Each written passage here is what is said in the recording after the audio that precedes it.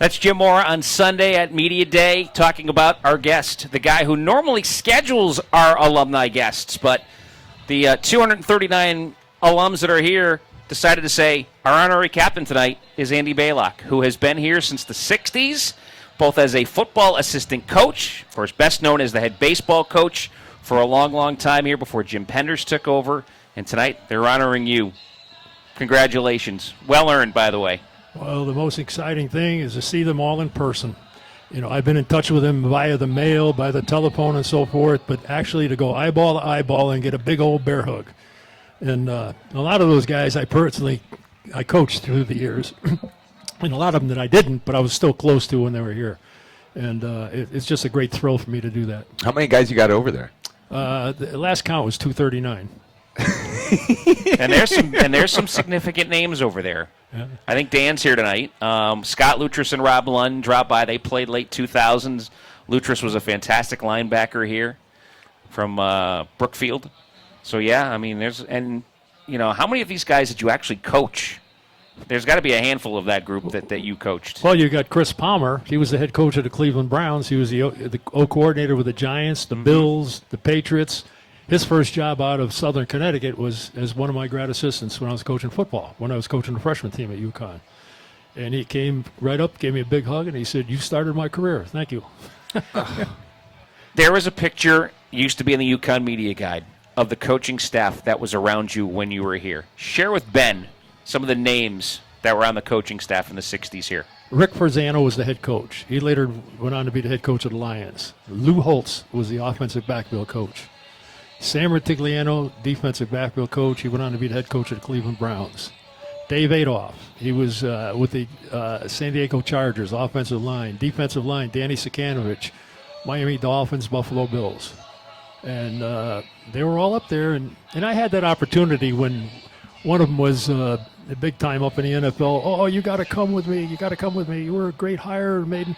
I didn't want to leave UConn because I didn't want to give up baseball because I was coaching two sports. And I stayed with that, just about my whole career. Awesome. And he still has the rubber arm these days. You were on with Dibs not too long ago. Oh, yeah, so you're still throwing BP. I mean, you're just amazing and what you're doing in the sport of baseball. But the one thing from your eyes that I want to know is the evolution of this place. And it's just like where Penders is playing baseball right now, the Toscano Ice Forum that got opened up yesterday. Football, just in general, I mean, we could talk about this on a grand scale of college sports, but really at UConn at Storrs, what do you think of the evolution in the last decade of what's happened with the athletic department? You can go further than that. Our baseball field was originally right on the main drag, where the recreation center is now. And then it was moved out in 1968 to J.O. Christian Field out in the backwoods. And now we're into the Elliott Stadium. And Memorial Stadium is no longer. It's the Worth practice center for basketball, right. And I've seen all of that. I've seen it all coming, the growth. It's phenomenal. And tours. I've given, like out of the 1,300 football alumni, over 700 have been back for individual tours. But I also take everybody around. I have the keys to all those facilities. So you're the godfather. In 60 years, they trust me with that. So I'm able to take them in.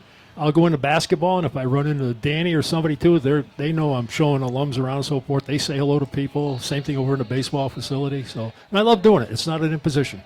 I think I've asked you this before, but what Jim has done with the baseball program, I mean, you had it at a good level when you were there, obviously, but where he's taken it, could you ever imagine that? I know you were a believer in him. You sold that on Jeff Hathaway for Jim to be the head coach, but could you imagine where this program is now from where it was when he took over for you? He's awesome. He doesn't cheat. He doesn't cut corners. He doesn't compromise integrity. He's a very eloquent person. He's a great leader.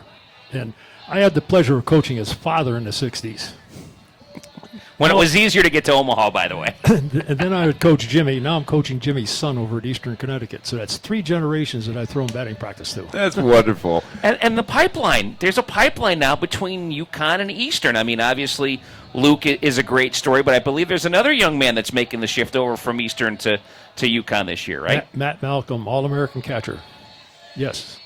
And there's a great relationship between the two schools and the coaching staffs, too. What do you think of this head coach of the football team? He had a lot of nice things to say about you. What do you think about him? Absolutely love him. I love what he's done with the attitude of these players. You go to a practice, it's enjoyable to watch. You don't see a pickle puss out there. You know what a pickle puss is? You told me this a couple of weeks ago, yes. But each Frown kid on the has face. that good gleam on the eye, good look on the face. They go 100 miles an hour. They don't let up one bit. And I like the way he coaches. If someone messes up, they get chewed out, but they get a hug, too. And, I mean, it shows you, we didn't like what you did, but I sure like you, young man. I just love him. I was at practice last time I was there, was talking with Andy. We were talking about the O-line, which is obviously greatly improved. When you're mentioning Gordon Samus in the same name as Mike Foley, and when Mike Foley was here, the offensive lines were good, and you know the running game, and you know all the great running backs here. That's high praise. He's got a good group. He does an outstanding job. He's a real good technician. I specifically at practice every day go down and watch when he does all his lead-up drills, and just outstanding. And then he's built a camaraderie with that group, too. When they finish practice, they have their own little huddle. You know, they get their arms around each other. I mean, that's a real top-notch unit, well-trained. I love how you keep in touch with all the alumni, and you're the big link between that. How important is that just to keep those old guys around and kind of basically being the ambassadors of this program for the future? Well, in 2003, when I came back to football, that's the first thing I did. We weren't really in touch with people. And I researched for a couple of years to get addresses and so forth, and I got the list up there pretty good. There are a few I still can't find, but it's important. I do 3-4 newsletters a year. During the pandemic, I made over 800-900 phone calls to people that some guys I didn't even coach before I got there. Right. But keeping them all in the loop. Let them know what's going on up here. Let them know we care. And I enjoy doing it. It's not an imposition. And I love it when they come by. Like several people are coming from a distance for this game. And I said, tomorrow morning, I'll meet you at 10:30 at the Burton. We'll give you a tour of everything. So I just love keeping the people together and keeping them informed of what we're doing. Farthest alum coming to make this trip today? A couple of guys from Florida.